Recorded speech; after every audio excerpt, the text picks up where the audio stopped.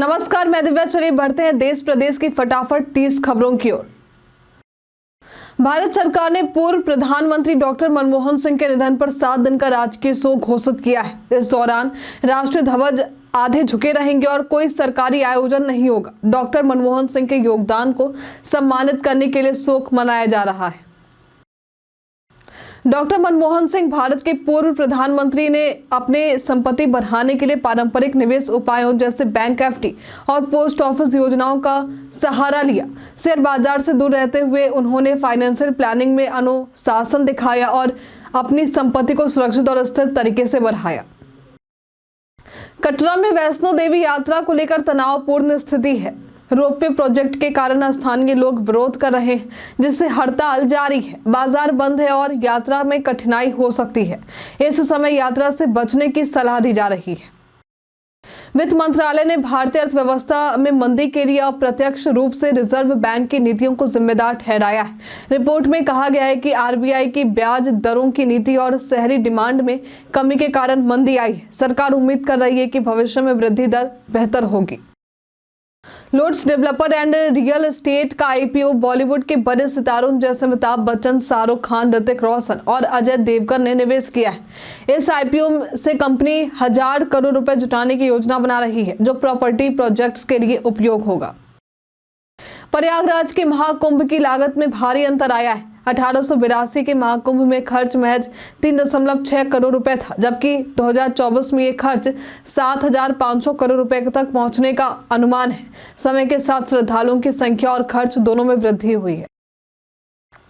बांग्लादेश की अंतरिम सरकार ने शेख हसीना की भारत से प्रत्यर्पण की मांग की है, लेकिन भारत ने इस पर कोई प्रतिक्रिया नहीं दी। भारत शेख हसीना की अहमियत समझता है और भू राजनीतिक कारणों से उन्हें वापस भेजने पर विचार नहीं कर रहा है।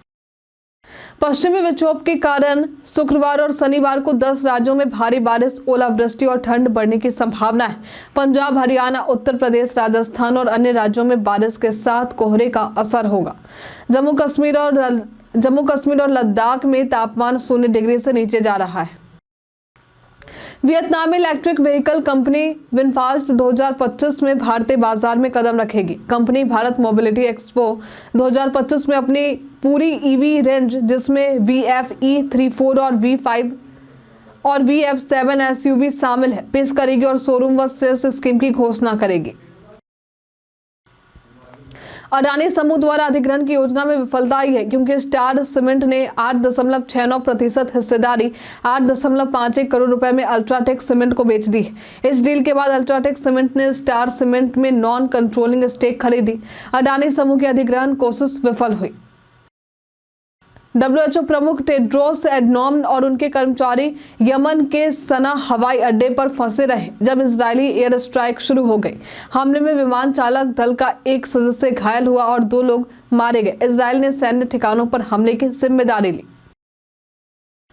वाराणसी में नए साल के मौके पर 45 लाख श्रद्धालुओं के आने की उम्मीद है, जिससे लगभग 1500 करोड़ रुपए का रेवेन्यू मिलने का अनुमान है।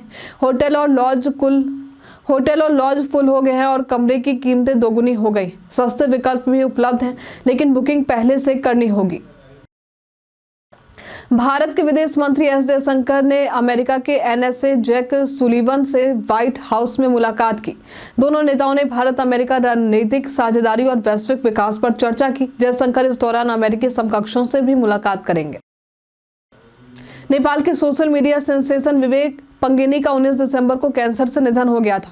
उनकी पत्नी सृजना सुवेदी ने सोशल मीडिया पर भावुक पोस्ट साझा किया, जिसमें उन्होंने विवेक के बिना जीवन की तकलीफ और उनकी सेवा करते हुए बिताए हुए पल याद किए। पूर्व प्रधानमंत्री मनमोहन सिंह के निधन के बाद सरकार द्वारा 7 दिन के राष्ट्रीय शोक की घोषणा की जाती है, जिसमें राष्ट्रीय ध्वज आधा झुका रहता है और सरकारी समारोह रद्द होते हैं। शोक की घोषणा का निर्णय सरकार के दिशा निर्देशों और परिस्थितियों पर निर्भर करता है। अमेरिकी विदेश मंत्री एंटनी ब्लिंकन ने डॉक्टर मनमोहन सिंह के निधन पर गहरा शोक व्यक्त किया है। उन्होंने कहा है कि मनमोहन सिंह ने अमेरिका भारत संबंधों को मजबूत करने और आर्थिक सुधारों में महत्वपूर्ण भूमिका निभाई। उनका योगदान हमेशा याद रखा जाएगा, खासकर अमेरिका भारत असैन्य परमाणु सहयोग में।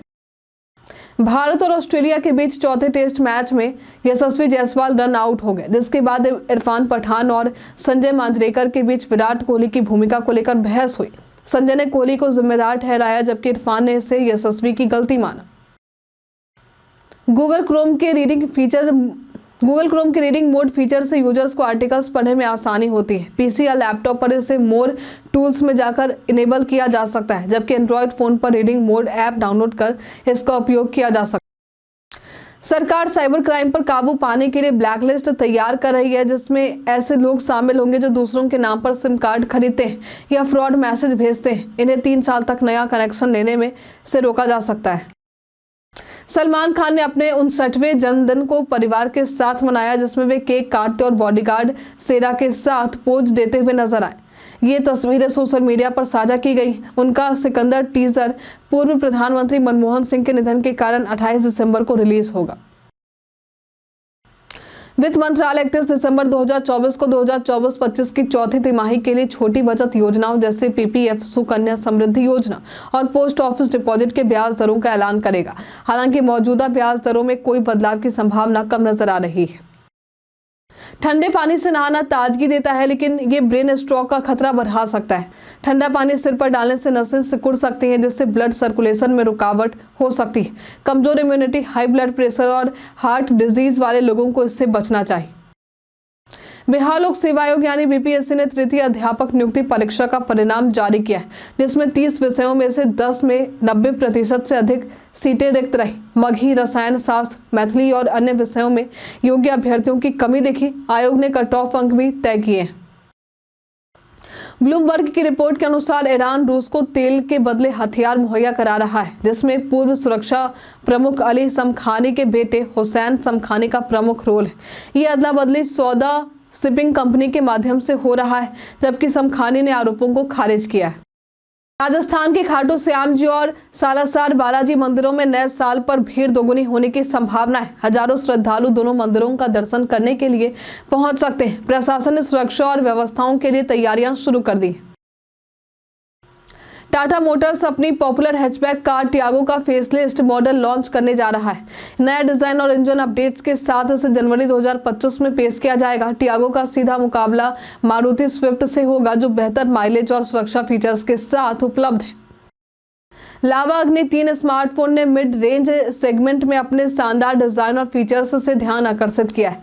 इसमें dual AMOLED display, MediaTek Dimensity 7300X processor, 50 MP camera setup और 500 mAh बैटरी दी गई। इसकी कीमत 20,998 रुपए से शुरू होती है।